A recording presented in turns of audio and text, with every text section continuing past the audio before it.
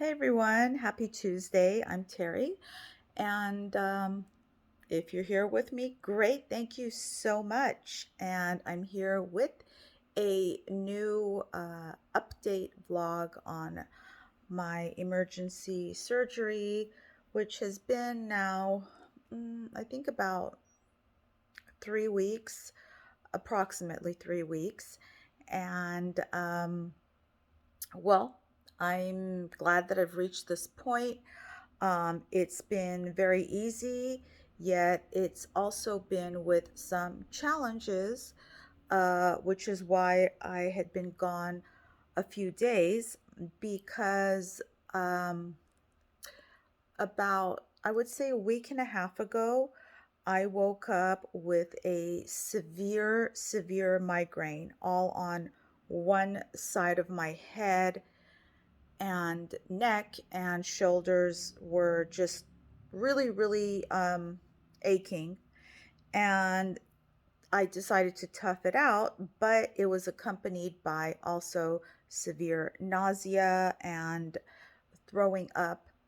And I tried to tough that out because I really dislike hospitals and medical environments.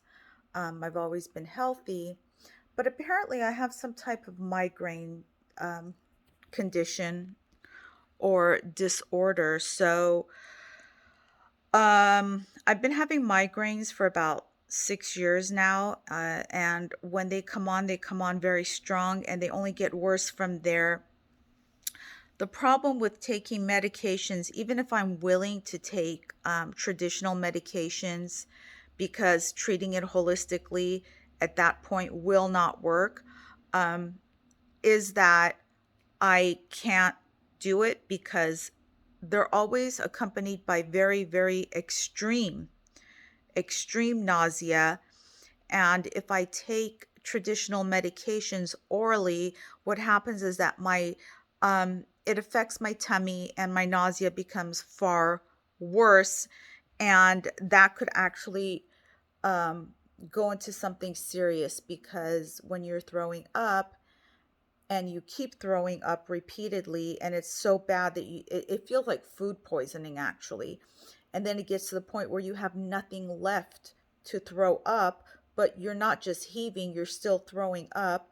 Your throat can swell up like mine swelled up. It was swollen, and you feel like you're choking. So it's that bad. That happened to me about a week and a half ago, and I did end up in the ER. Um, and then about only a few days after that, it happened again. It had never happened so close together. I don't think it had anything to do with the surgery, as far as I know, but my surgeon was great, because the first time that it happened recently, um, I was in such bad condition, even though I had a really good caretaker slash assistant with me at the time.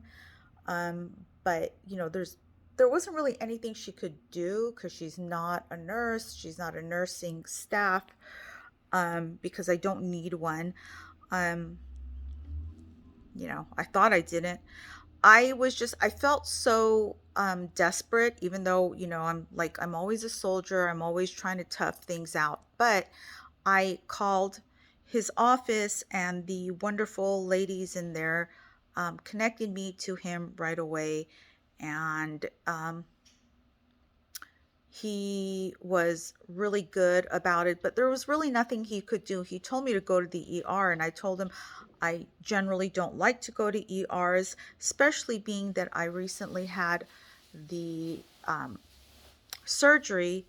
And I didn't want them to put me on a flat bed. I mean, I know hospital beds are adjustable, but it's not like, in ERs generally, and it's not, this is not for all. There's always exceptions to the rule, but they're not that sympathetic to whatever you're going through. They're there to put a band-aid on your condition, and as soon as they stabilize you, they release you. And if they can't stabilize you right away, or if they can't stabilize you to the point where they think you can go home, then they'll admit you. I've never really had um, a migraine to the point where they had admitted me. So I've also said in the past that I don't mind hospitals, but here's the thing, from the standpoint of feeling like if you're coming from where I am in life, sometimes your viewpoint is different. And if I had to be in a hospital, like for a birth or something, I didn't mind hospitals, but because, as I've mentioned, is that you have mommies and daddies there, it feels like, to take care of you.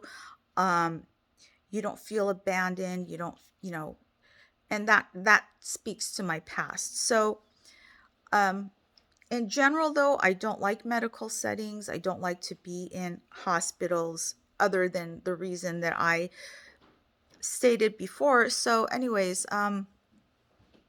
and ERs, they're at least the ones that I've been to, they are not the most patient or kindest, but they do their job, and I know it gets really busy in ERs, even pre-COVID. It's always been busy in ER, so I don't go unless I really, really have to. And my surgeon told me that day that I do need to go.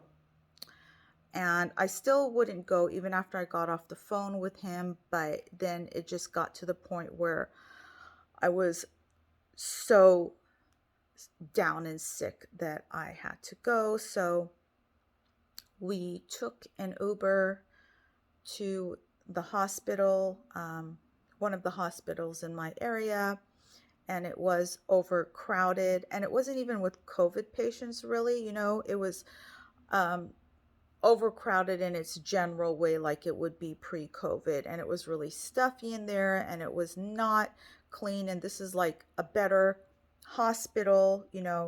It's on the list of one of the top 10 hospitals, in the city of LA. And anyway, so I was there. The doctor was really, really kind. He was great.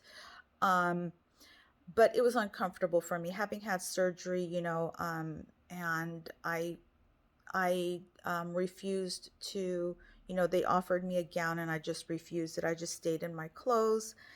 And, the situation was a little tight for me. It wasn't because of the hospital staff. But what they did is they ended up giving me IV fluids, because I was dehydrated, which I don't think that's what caused the migraines, because, like I said, I've been having them for several years. Um, and I drink a lot of water and caffeine free, like herbal teas. And so I'm really careful about staying hydrated. Um, and then only a few days after that, it happened again, but even more severely. And that was even more tough because um, I went to a different hospital, and that hospital, they were just horrible. I got to the point where I was actually there by myself, in the hospital. And at that point, they were allowing people in with you, but I was there by myself, because of a situation. And they kept me waiting forever. Even after triaging me, they kept me waiting forever. And it wasn't that crowded in that ER that day, a few days ago. Um, and it got to the point where I was so nauseated, even after, throwing up, and there was no relief, that my stomach started squeezing, clenching, on and off, clenching on itself, that it was so painful. The spasms were so painful, and they were making me more nauseated. And I even asked them to, give me a bed, and they wouldn't. And the charge nurse was just really rude. They were really unprofessional in there. But maybe like 3 hours later, when I finally made it to the bed, I was really ill by then. And that's when I was like throwing up, and there was nothing left to throw up. And my throat felt like it was like swelling up and I felt like I was going to choke.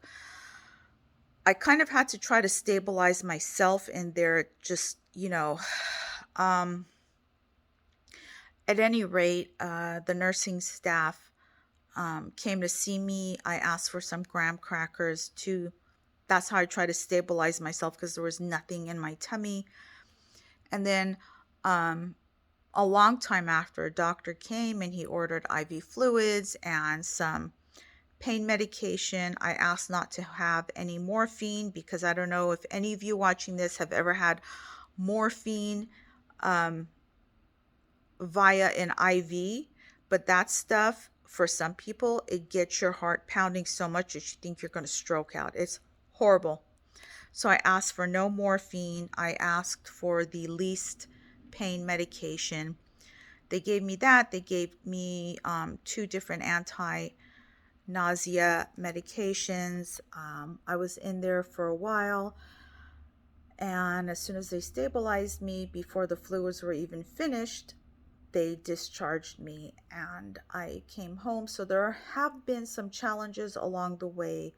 But also in that time, going to my follow-up appointments with my surgeon and the wonderful office staff there, um, as you can see, I'm no longer wearing that post-surgery bra, the black ribbed one, but and without trying to show anything on the bottom, I'm still wearing my black binder.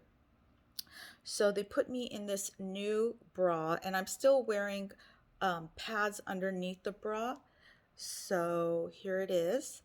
And this is actually a therapeutic bra. You can see the pad there. Um, this is a therapeutic bra. It may not look like it.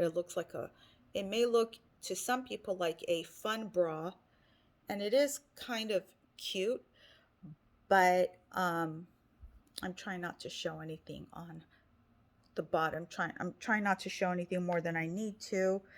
Um, so that's how that is. And I'm supposed to wear this all the time without removing it. So I'm going to um, purchase some more. They have them in pink, um, beige. I'm not a fan of beige, but beige is good for, depending on what style and cut of clothing you're wearing. But I haven't really been dressing in real clothes. That's what I call it. I've been wearing track suits only, which is kind of difficult in Southern California when it's always hot, but during the summer, it gets like screechingly hot. So, yeah, I'm wearing my quote unquote fun bra. You should see the back, it's kind of even cuter. But, anyways, yeah, so this also comes, like I said, in pink, beige. There's this black, but it also comes in a black and nude lace. So I'm just going to get some different ones. And I've been just hanging around here mostly. And some days I go out and I do some shopping, do some different stuff. Again, they want me to keep moving like every 20 minutes or so, but it's been about about 3 weeks by now, I would say. So I'm just being overcautious, which explains why I'm still wearing the pads on the inside, underneath this bra, um, and which is making my breasts look bigger than they are, which I'm glad to say that. I'm happy to say that because I don't want them to be big. That's why these were, well, they were removed out of an abundance of necessity, for medical reasons, because one had ruptured, which I didn't even know about. But they're saline, so I was safe, luckily. And one I had dropped a 20-pound weight on. Um, some years back while I was working out. So, because when I work out, I go extreme. I go 6 days a week, um, sometimes twice a day, and so I had dropped that big iron weight on this one, and it had scarred and calcified and hardened. So, um, these needed to come out. I had been putting it off, but my surgeon said it's better that at this point it's kind of overdue. Nothing would happen if I didn't do it, but he said it's better to do it now. And, I had been planning on it, but not at this point. But now it became, I would say, necessary. So that's why I did the surgery. He has me in a binder because he wants to keep me stiff and upright. And the binder is with foam to help keep it even tighter. And, it's uncomfortable, but I know what I signed up for. I don't mind. I'm so glad that this has happened now. It's going to be a three-part surgery. So I'm probably going to be out for a while, but it's okay. I've had the first one, and the other two won't be as major, but they are going to have to happen. So here it is. And I'm just wearing a throw over my clothes because at home I actually walk around without clothes. But from today on, I've decided to wear this. I had this and now it's coming in. I really like this actually. Let's see here. You know, it's cute. So yeah, those red fringes are on the hem of this, and it covers everything right up over my butt. So yeah, food I'm eating normally. I'm trying to eat even more healthy than I did before. Before this, I was vegan, I was healthy, but now the doctor wants me to have more protein. So yeah, I'm back to my regular eating habits. I'm trying to keep it more healthy. I have decided, forgive me. So I have picked up on starting to take my supplements again every morning. My system is still really sensitive, from the anesthesia and everything going on. It really messes up your system and your routine. Um, so they're commenting about how I'm healing so quickly and recovering, which is thanks to all the vegan supplements I was taking right up until the day of surgery. I did stop my algae oil because it's a blood thinner. So I had to stop that about 2 weeks before the surgery, but I was taking my A, B, C, D, zinc, and some other antioxidants. So I'm starting to pick up on that again on all of my supplements, including the algae oil, which I love. That's the best form of omegas to take is algae oil because the oil it's even better than fish oils because it's coming straight from the source. Plus, I feel like um, if I'm vegan, which I am, I want to try not to take anything coming from fish either because they're animals when you think about it. They're creatures, so I want to do my part. um Hashtag animal lives matter, hashtag all animal lives matter. And I love animals, and I say this 190%. I love animals more than anything, first and foremost, and above all. I'm an animal advocate. I do other vlogs on other subjects to show that I'm a real person and I go through real things in life. So here I am. And I just want to say if anybody else is going through any surgeries, there's so many different surgeries and so many different conditions. Keep your head up, keep your chin up, and